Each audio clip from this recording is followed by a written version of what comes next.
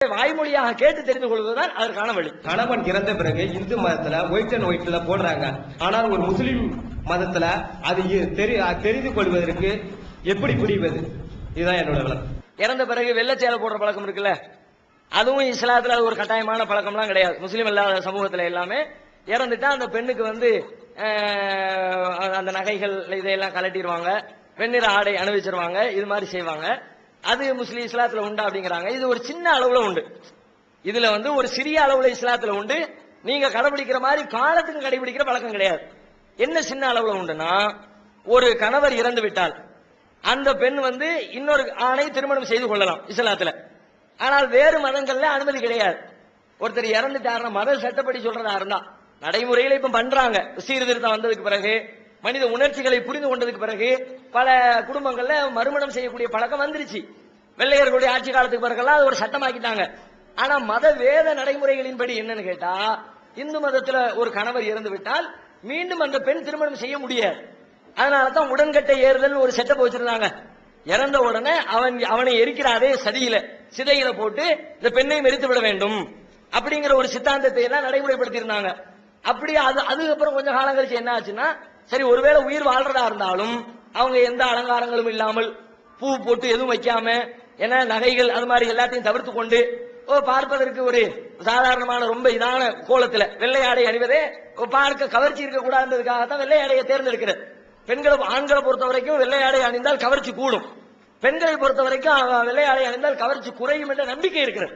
கவர்ச்சி குறையும் அர்த்தம் இல்ல, அப்படியே நமக்கு சொல்லப்பட்டு பொது புத்தியில பதிஞ்சு போச்சு. பொம்பளைங்க 100 பேர் இருக்கிற இடத்துல எத்தனை பேர் வெள்ளை ட்ரெஸ் போட்டுருக்காங்க பாருங்க. வெள்ளையை தேர்ந்தெடுத்துட்டு வர்றது ரொம்ப ரொம்ப கம்மியா இருக்கும்.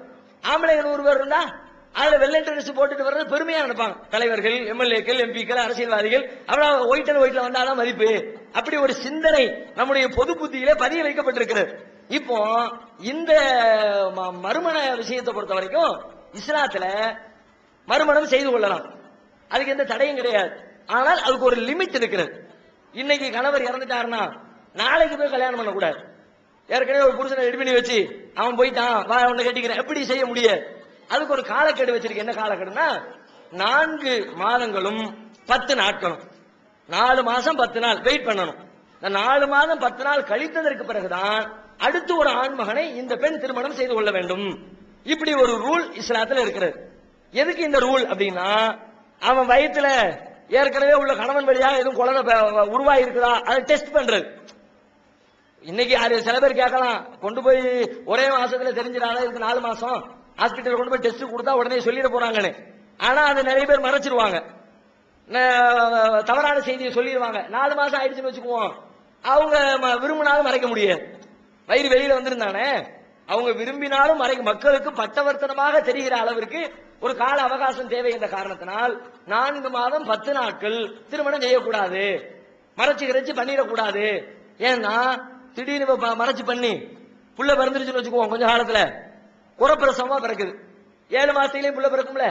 நெசமாவே ஒருத்திக்கு 7 மாசத்துல புள்ள பிறந்துச்சு. ஏற்கனவே ஒரு கணவர் இறந்துட்டாரு, இவர் 2ஆம் திருமணம் செஞ்சிருக்கிறாரு.